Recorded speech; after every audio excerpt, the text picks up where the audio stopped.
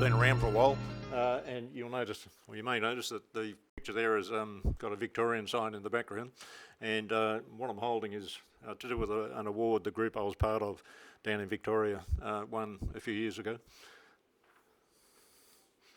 So there's only one number on that screen that I'm going to get you to pay attention to, and that's the $108 million up there. That's the amount of money that would stay in Noosa Shire per annum if we electrified everything. So not just our homes, our businesses, but our transport. So it's cars, buses, trucks, and industry, etc. So $108 million instead of leaving Noosa Shire and a lot of it going overseas to other countries. So it's an impressive number. So there's different levels of things we'll talk about, and one of these levels is possibly what you're thinking about achieving. So do you just want to eliminate your electricity usage charges? So that's those cents per kilowatt hour charges that are on your bill. Do you want to eliminate your electricity bill completely? And there are choices with a battery that you can go at least close to doing that. And the third choice, for those who are more adventurous, you can trade electricity, buy and sell it. And some people do this and they're happy with doing that. But as I say, it's for the more adventurous. So at least today, hopefully you'll go away with a better understanding, better knowledge about the choices and whether or not you would go forward in getting a battery. So this is ancient history already. This is August 13, so mid-August, which is almost 2 months ago. The figure I seen the other day, 72,000, which of course would be out of date as well already. The number of house batteries that have been installed since this federal rebate started on the 1st of July. So it's not an unpopular thing. That's Australia-wide, of course. So an explanation of how a battery works. So that line is a consumption pattern of a household. So not a business. We're assuming this is you're here thinking about a battery for your house. These battery rebates are applicable to businesses as well, but this description applies to a household with regard to that consumption pattern. So overnight, early hours of the morning, quite low consumption, and then you get up in the morning, be a bit later for me, but it goes up with making breakfast, in this case a bit of activity in lunchtime, cooking, etc. Dips in the afternoon, then goes up again in the evening, cooking, watching TV, air conditioning, whatever. Now if you've got solar, that's indicating the electricity generated by the solar. And if you've got the solar, then as well as providing for your consumption, that's what this bit indicates, all of this would go into a battery. Instead of going to the grid, and you're getting paid next to nothing for nowadays, so that would be enough to charge a battery, depending on what size. And I've got neighbours who have got batteries and they're charging by 10 o'clock in the morning. So it's, and they're decent sized batteries. So yeah, that would be sort of somewhere here. So it depends on how big your solar is and how big your battery is, etc. So this is just an indication. And in a lot of cases, the battery's charged, and therefore the excess from the solar goes to the grid, like it currently does. And again, you're getting next to nothing for it. And then in the evening, you're running your house from the battery, and even into the early hours of the morning, and perhaps even overnight. And certainly that's what I'm seeing in real cases, people running their house from the battery the whole 24 hours a day. So their consumption from the grid is just zero, day after day. So they have eliminated their cents per kilowatt hour charges with the batteries they've installed. Doesn't necessarily make it a great business case, but gosh, they're happy when they see that. So some aspects to do with batteries and these ratings that they'll tell you if you do go forward and get a quote. There's two main things. It's this kilowatt rating and the kilowatt hour rating. So the kilowatt rating in particular involves this thing, the inverter that comes with the battery. So a lot of these batteries come with a inverter. You're almost certainly going to need to get another inverter. If you've already got solar, your current inverter probably does not cater for a battery to plug into it. So it's, in a lot of cases, that just goes, and you get a new inverter when you get the battery. In some cases, you get to keep your old inverter, and you get a battery inverter, so you end up with two inverters. Not sure that's a good way to go, but that's what some people do. So basically, the solar outputs DC, direct current electricity, like a battery, and likewise the battery output is DC. What you use in the house is AC, and hence the need for an inverter to convert the DC to AC so you can use it in the house. So whether that DC has come from the solar or whether it's come from the battery, it's converted to AC for use in the house. And the important thing is how big that inverter is, and that's where this number comes in. So they're typically 5 kilowatts or 8 or 10 kilowatts. Now, I think another slide I show 5 kilowatts will run a lot of houses a lot of the time, but won't run all your air conditioning, etc. 10 kilowatts probably would. So it's an important consideration when you're looking at quotes. The other big number is the kilowatt hour storage capacity of the battery. And the really small ones are like 5 kilowatt hours. So that means if you have a load of 1 kilowatt, it'll run that load for 5 hours nominally. And not many people have loads that are just consistently that level. But an average house uses 15 to 20 kilowatt hours per day. So it again depends on your situation as to how much per day you use. And some other important considerations, not all batteries provide backup. Now, most people when they get a battery they think, oh great, next time there's a blackout, I'll have power. Not all batteries provide power in a blackout. So that's one important consideration, probably the most important. Not all batteries recharge from the solar in a multi-day blackout. So like the cyclone recently, there were some areas where there was no power for days and days. There's some setups of batteries and inverters, etc., where the batteries are not recharged even if the sun's shining the next day. Okay, so that's quite important too, I think. So, and they all have to be capable of being part of a VPP, which stands for Virtual Power Plant. I'll say more about that later. You don't have to participate. In fact, most of them are not worth participating in, but they have to be capable of participating in a VPP.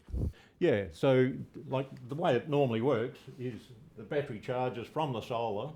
The solar's running, you know, the household load, but as well it's probably generating, usually it's going to be generating more than you need for the house, and it'll charge the battery and fully charge it in a lot of cases. And then when the sun goes down, you can run the house, the whole house, on the battery. But when I say the whole house, if you turn on lots of air conditioning, then you'll start drawing power from the grid, and to top up the difference between what this can put out and the load that you're expecting to be using in your house. Okay, but what I'm seeing is people don't tend to go above what the battery inverter can put out, and so they don't draw anything from the grid. Just situation by situation. So, reasons for having a battery. So obviously you want to, if you're going to invest in a battery, and it's a significant investment, you want to not just save money on your battery, you want to save enough to make the investment worthwhile. These batteries have usually have 10-year warranty. I did see one the other day is 15-year warranty. But when we say 10-year warranty, it doesn't mean that it's still going to be performing at 100% after 10 years. The warranty is normally 70%. If it's performing at 70% of original, that's okay. Some of them are 60%, probably not a good choice. So the ones that are 70%, probably a better choice. And yes, as we said, you probably want to have that electricity available in a blackout and those other conditions. And there are other benefits, to the community, to the country, to the network, etc., of having a battery. Oh, we'll answer that now. If people haven't heard it, want to just go off grid. And nowadays the batteries are getting cheap enough, and in fact the rebate applies to people who are off grid. So whether you get it while you're on grid or you go off grid and get the battery, but the grid is a cheap battery. That's the way I see it. So your battery, to have a battery that is going to provide for several days of cloudy weather, and supply the needs that you have in your house, then you need a bigger battery. You need more solar, bigger battery, much bigger investment, and probably a generator. So if you get multi-days of cloudy weather, you're possibly going to have to resort to turning on a generator to top up the battery to keep you going. That's one reason. Another reason is social reasons. So those of you who can afford a battery, we encourage you to stay on the grid because it's helping other people to have affordable electricity by having those batteries to make the grid more affordable, spreading the cost around everyone. Another reason, the only time I've looked at business cases for off-grid is where it's going to cost $20,000, $30,000, $50,000 to get the grid come to the house. And in those cases, it's worth the extra investment in solar and batteries, etc. But if you're in a suburban street and the power's there, yeah, sure, to my knowledge, they're not going to charge you if you're not using it, whether that changes. And so the point I was making about the social reasons for staying on the grid is along the lines of spreading the cost, and you are paying the dollar, although I'll give you an example of a retailer where you can pretty much eliminate that daily charge at the moment. There's changing, but there's not much change to that daily charge. As times have gone on, they've keep increasing that daily charge because they get money from that, and you can't eliminate that by having more solar, bigger batteries, etc. So yeah, that's possibly not sort of looking good in the future. So this is one of the websites that I suggest you have a look at if you want to have some do some reading. That's just 8 or 10 of the batteries of a spreadsheet that they have on their website. It's the full details of the address. Up here it's the battery storage comparison table. So if you type something like that into Google, you'll get to that spreadsheet. And there's about 50 different batteries there that you can consider. And you'll know some of these names, certainly Tesla, I'm sure. BYD, as per the car, same company. So BYD, I think, is one of the 2 biggest battery makers in the world. So as well as making house batteries, and they make lots of different cars, and just about all of those are Chinese. I think this one is American, Enphase, and I've seen recently it was rated as the Rolls-Royce of batteries, but I think the price was as per a Rolls-Royce as well. So it's there's quite a few choices. The sort of ones that if you get a quote, I'm guessing you won't be quoted at Enphase because the price just won't be competitive. I'm seeing quotes for Sungrow, Tesla, Sig Energy. There are probably people around doing the BYD. I'm not sure I've seen any around here. But and is this after grants or? Oh, those numbers there. Yeah, I checked the other day. They've still got that same number, and it doesn't include installation. It is 16. So this one I know quite a few people I know have got a 16 kilowatt hour Yeah. SIG Energy, they've paid $10,000, but that was installed. Yeah. Whereas that's not including, It does say excluding installation. that's. But yeah, does it say it's including federal rebate, Oh, excluding, yes, thank you. but excluding installation. Gotcha. So it sounds probably a little on the low side, Yeah, because the installation shouldn't cost 2,800. But yeah, the quotes I've seen have been 10,000 for a 16 kilowatt hour battery installed. Yeah. That's without the inverter, obviously. Sorry, That's without the inverter. without. Inverter. I'm not catching. That's not including an inverter. Yeah, no, that comes with an inverter. Okay. Yeah, so it's a modular thing, Yeah, yeah. and each one of those modules are 5 or 8 kilowatt hours. So to get 16, it's probably 2 8 kilowatt hour modules, Yeah. and the inverter. Yeah. It's the top one. So the inverter's in there. Yeah, includes the inverter. Some of these, I'm not showing you the whole table. You wouldn't be able to read it. Some of them talk about not including the inverter, but that one does.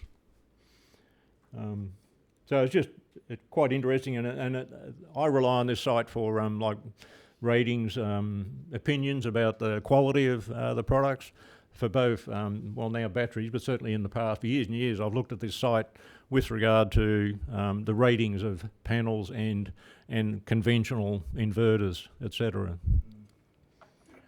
The name implies that you can go to them and get 3 quotes. I never recommend that. They'll at least 2 of them will be from Brisbane, and maybe only 1 local. So we tend to promote local companies. Is there enough data out there to compare longevity of these batteries and their performance? Is that in there somewhere, or is it? There's you can get in there and look at the ratings. It's the ratings are based on the installer's opinions. You probably go somewhere else to find customer opinions, and certainly. So this is the highest selling battery, this SIG Energy. SunGrow it's only been around for 2 or 3 years, whereas SunGrow has been around for 10 years at least. And Tesla, of course, do most of these systems, but and this one, when my neighbour was having his 16 kilowatt hour battery, I was there for the handover, and because I sort of knew what questions to ask. And it was programmed to charge only from the solar, and I was interested in questions like, can you make a charge, and you can in the app. So you get an app which is quite, for data geeks like me, it was lovely. Look at energy flows, etc. And there was a button there you could press and make a charge, even if it's dark. Make a charge from the grid if there was a storm coming. So you'd have a fully charged battery. If the storm hits and the power gets cut off, you have a fully charged battery. So, Provided it works if there's a blackout. well, that's the whole point of these systems that are designed to provide you with the power in the blackout. Yes. So when you are signing up, when you make a point of reading in your contract that you're signing up that it is going to provide power in a blackout. It's down here. What the warranty is. Most of these are 10 years, and as I say, it's either a 60% after 10 years, not so good ones. Probably the Grow Watt. They've made inverters for years, and the people in the industry call them No Watt as opposed to Grow Watt, but. Maybe it's an indication of quality.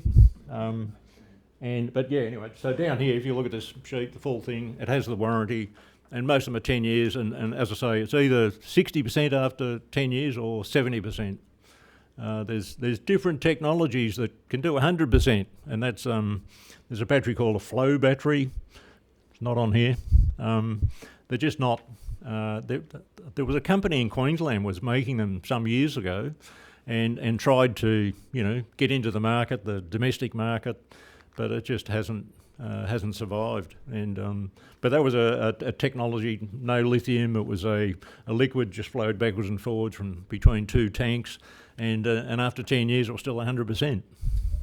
It sounded really good, but it's and they're apparently being used at grid level, so in paddocks, but not in households. Probably most of them are rated to be allowed to be outside as well as inside. Certainly the ones I'm seeing installed are being installed at the back of a garage rather than on a wall on the outside. But certainly you don't install them on a west wall where they're going to get the sun. You need to install them where they're not going to get any sun on them. They don't like the heat. So this is a different configuration battery to what I just showed you. So this battery is quite reasonable cost-wise. I usually do an analysis of dollars per kilowatt hour. That's how I compare one sort of battery quote to another battery quote. So this battery is quite reasonable cost-wise on a dollars per kilowatt hour basis.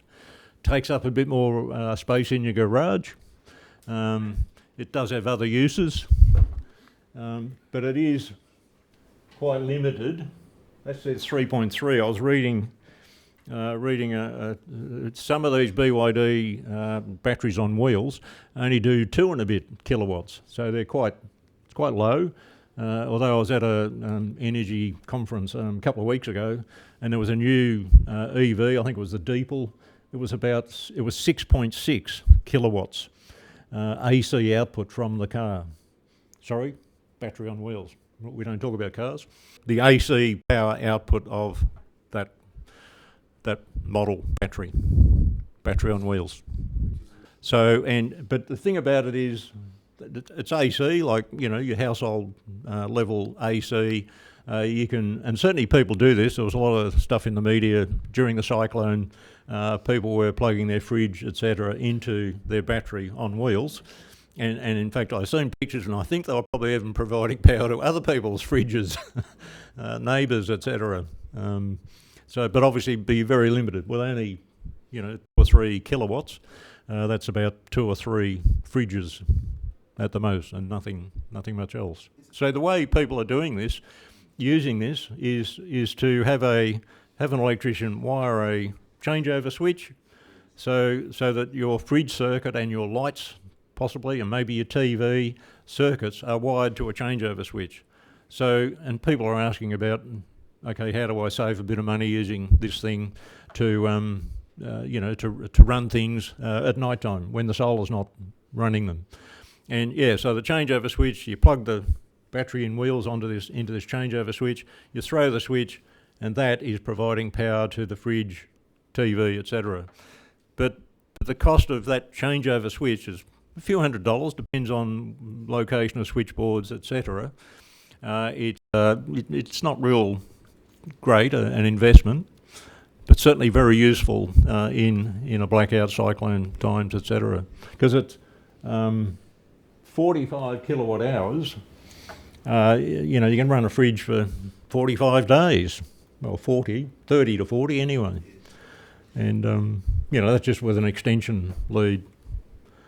But the important thing is you can't end up with that sending power to the grid. That's not allowed. That's why the changeover switch isolates it from the grid. It's an inverter in the body of the car. Yeah. Can't do it with a Tesla? No. I did read that they're putting one out soon in the US, so it's coming eventually. Don't know why they're taking so long. Well, if you work out the kilowatt hour, that's what I'm suggesting. The investment in the changeover switch to me, it was looking like a payback of a few years, and the trouble of having to plug the battery and wheels into that switch every day.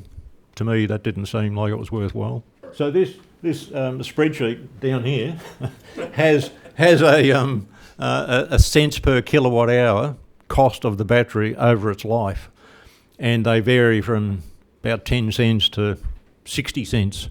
So Fronius is one of the best known products in the world, Austrian. It's not on there, but probably column 30 or 40 or something, and it's one of the more expensive ones. So it's these vehicle to load situation becoming quite common. So these electric, looks like a Ford to me, but so the F-150 is what a Brisbane-based company brings into Australia. It's a Ford F-150, and they convert it to left-hand drive, right-hand drive, whatever we are, where we have our steering wheel, as opposed to the Americans. And so that's a fully electric thing like that. And more and more they're being used for that sort of thing on the job, providing the power for power tools, etc. And also camping. If you go camping, instead of having generators and other things, you have your vehicle. So Energy Flex is so to do the analysis of whether this is worthwhile for you, I'm going to show you a few different ways to look at your consumption data, and this is one way. So Energy Flex is an app, and you can download this to your mobile phone. It's free to use what I'm going to show you. You can pay so much a month if you want to get it to tell you what would be a cheaper retailer. And there's other ways of doing that. So we think this is a good thing, and so it's worth having a look at and making use of the free bit at least. And this is an example of what you see on the app, the Energy Flex app. So this is a 24-hour period. The green is what's being exported from the solar on the roof, and the other is electricity coming in from the grid. So that's 24 hours, one day. On the right is a day by day, so over a period of 12 or 15 days. So again, the green is how much is exported each day, and the grey is how much is being used. So the point of being looking at that is that, yes, every one of these days, more than enough to charge a battery that will provide the consumption required that day. But here, for whatever reason, it's actually my home, but I can't remember. Here, there's definitely not enough to charge a battery to cater for that consumption that day. Might have been cloudy or something. But I'm certainly going to get into whatever size battery you get. If you don't use it, first of all, you've got to be able to charge it. You've got to have enough solar to charge it. And in a lot of cases, that will be often the case. You'll have enough solar, you're exporting heaps, that'll charge a battery. But if you don't use it, then the battery's not a great investment, unless you really just want that power in a blackout. So these, and again, this is my home, my consumption is so little that from this point of view, a battery doesn't stack up for me. That information is coming from the smart meter. So this this app called Energy Flex. Yeah. So you download it. You're giving it permission to get your smart meter data from basically Energy Energex. Yes, thank you. But actually, it actually gets it from the retailer, your retailer. And it doesn't work with all retailers, but it works with a lot of them. But if you get a battery, so my neighbours have been getting those SIG Energy batteries, their app is so sophisticated, you wouldn't bother getting Energy Flex, unless you wanted two ways of looking at the same thing. Yeah. So, this is what we suggest you use to identify whether or not a battery is worth looking at. If I can, Energy Flex also has other advantages, one of which is it'll analyze your usage and try to tell you where you could save money by behavioral changes. Mm-hmm. So different times to run a dishwasher, for example. Mm-hmm. And there's a number of tips and areas in there like that, as well as the potential to, if you pay $5 a month, it will go into a list of quite a number of retailers and give you the opportunity to save money on your existing plan. This is a private company. This is just what comes from the smart meter. You don't see what you've used that's come from the solar. However you've used it, charge a car or run the fridge, whatever. This is just what's going out through the meter and coming back in through the meter.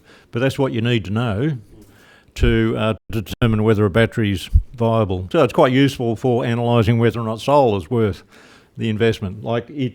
So if you look at your 24-hour consumption, and if your consumption in the middle of the day is very low, And you say, well, solar's probably not that useful to me. Catch power is one that we've installed at a couple of places recently. So I used to think they were expensive. They are a few $100s, but actually they're really sophisticated. Again, me being a data geek, I'm really impressed. But even the places where we've installed them, I've visited the people and said, I've looked at it 20 times already today. So yeah, they're quite impressive. Catch power is that it's catching the excess solar, it's catching it to do something. Usually originally it was for electric hot water services. Another way of getting similar data and getting an idea of consumption, etc., is your retailer. So this is output data I've got from my retailer, which is, doesn't say, but it's Energy Local, not recommending it. So it's the yellow is exported. It's all sort of pointing up, which is different to the way sometimes they're presented. So the yellow or orange is what's exported, and the orange or reddish colour is what's coming from the grid. So you can see that generally what's exported is bigger than what is coming in, what's imported, and except occasionally like that, one over there big time. But generally most days I'd be exporting more than what I use, and therefore from that point of view the battery would stack up.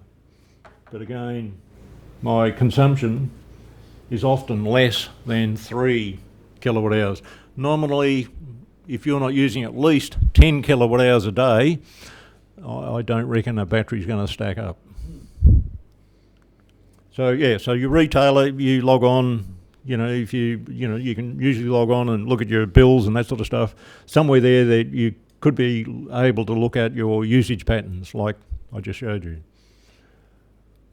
So back to these three choices. Do you want to eliminate your electricity charges? So that was those cents per kilowatt hour charges. That should be quite normal, quite often possible. Do you want to eliminate your electricity bill, a bit like going off grid, but stay on grid, but still almost eliminate your electricity bill? And do you want to get into trading? If you're a share market, buy and sell, etc., you can do that with electricity. So I'm going to talk about each of those three. So OVO Energy is an example of eliminating those cents per kilowatt hour charges. And this is if you've got a battery. So OVO provides you with free power between 11 a.m. and 2 p.m. So if your solar doesn't have enough power to charge the battery and you're on this retailer, then you charge it from the free power between 11 a.m. and 2 p.m. And then you run the house on the battery for the next 21 hours. So you just do that each day. Charge from the solar or the free power, 11 a.m. till 2, and then run the house on the battery. Next day, same again. And it certainly makes you think, well, I've got little solar, and the solar company is going to want to sell you a bigger solar system. This is an alternative. If you've got a 3 kilowatt, for example, you get the battery rebate. But interestingly, I only just found out the other day, if you don't have solar, to get the battery rebate, you've got to install at least 5 kilowatt hours. 5 kilowatts. Yeah, so that was interesting. So you can't sort of just go for a small. I was thinking, well, one panel, that's solar, but no, because I was thinking of situations where it's a cloudy roof or a roof where there's lots of trees, lots of cloud, or, lots of shading, and so yeah, okay, stick one panel there, satisfy. Well, it's got solar. But no, it's got to be 5 kilowatts. Oh, they slug you at 6 o'clock at night if you don't have a battery. So with a lot of these, you don't go near them unless you've got a battery. Yeah, well, there are some things that, like the fact that people that are off-grid can get the battery rebate. To me, the battery rebate is to get more batteries out there to, help the network, support the network. If they're off-grid, well, what support are they giving to the network? That made me... And likewise, that VPP, if there was a decent VPP, people should be... There needs to be a few of them, so you've got a choice. Like Western Australia, you are forced to sign up to a VPP, a virtual power plant. But the rest of the country, it's optional. And they're pretty poor choices.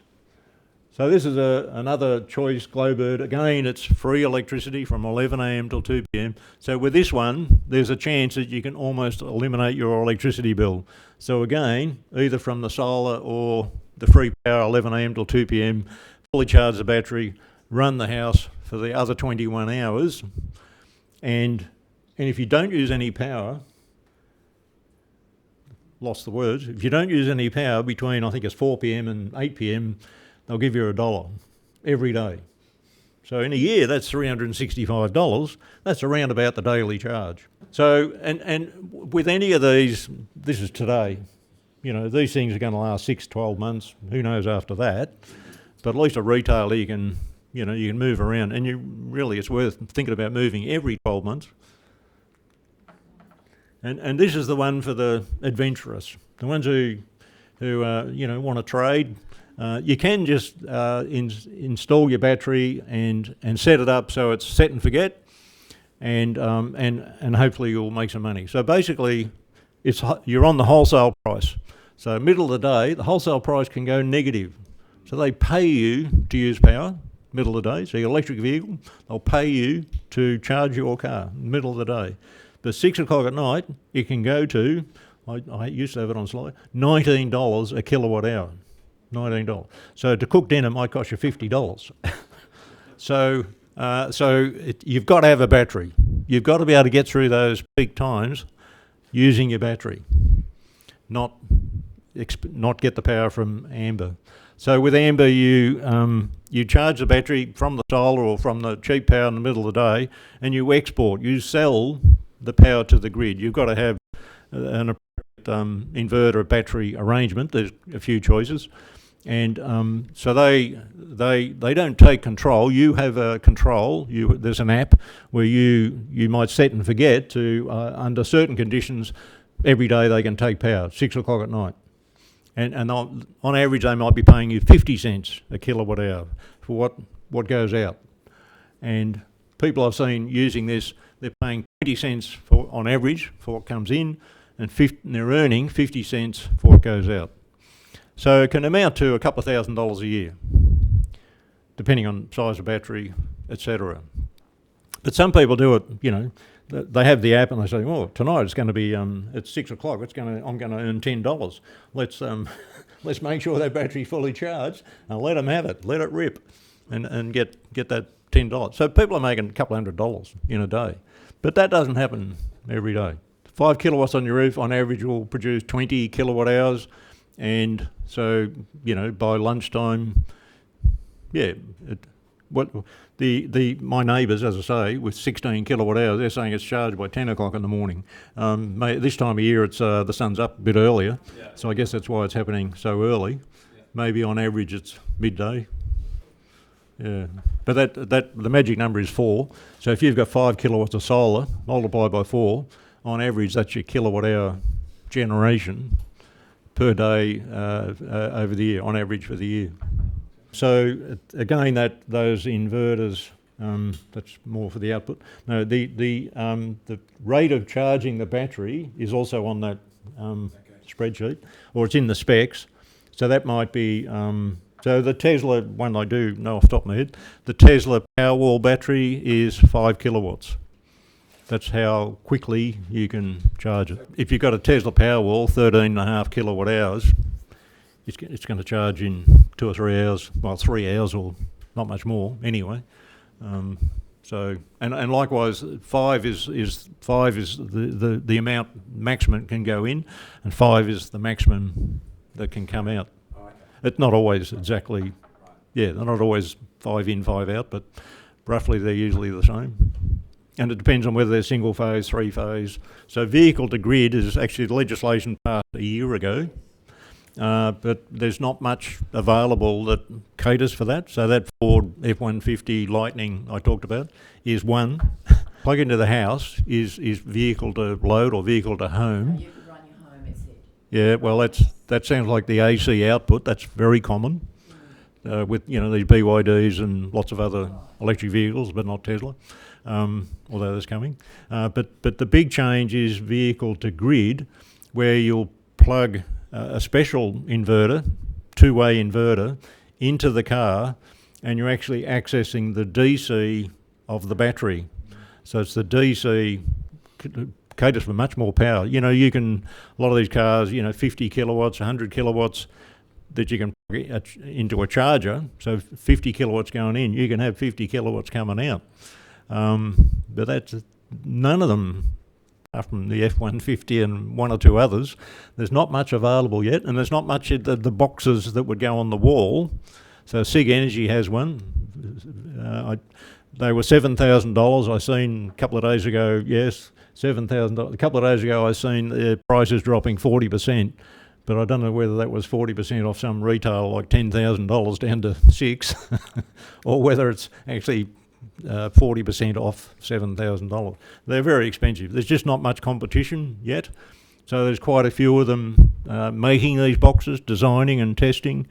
AGL, the biggest retailer in the country, is doing a trial with 4 different EV companies, BYD and others, of this vehicle to grid. The vehicle to home, in other words, making use of the AC output, that there's no issues with warranty.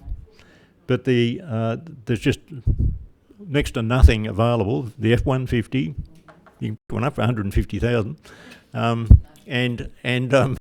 it's that's one of few so far that caters for the vehicle to grid.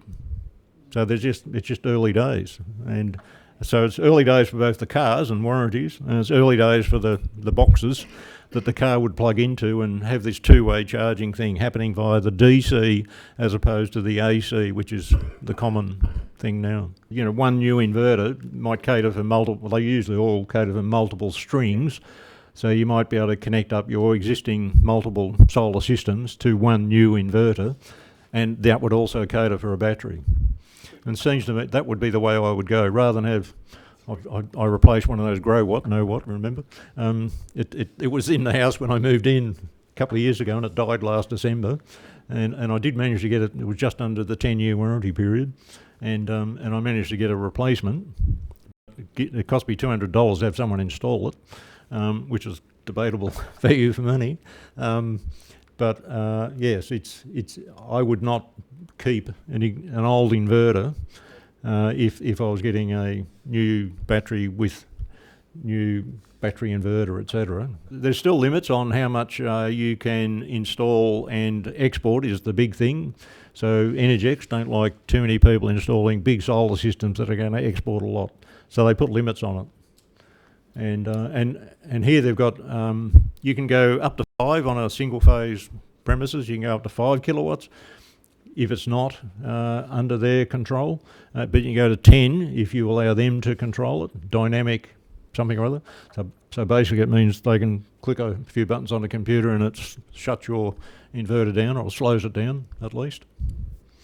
So that's becoming more common. It was trialled in South Australia some years ago, and the people who had that those restrictions found it was happening so rarely that it was not a big deal. So don't be put off by that.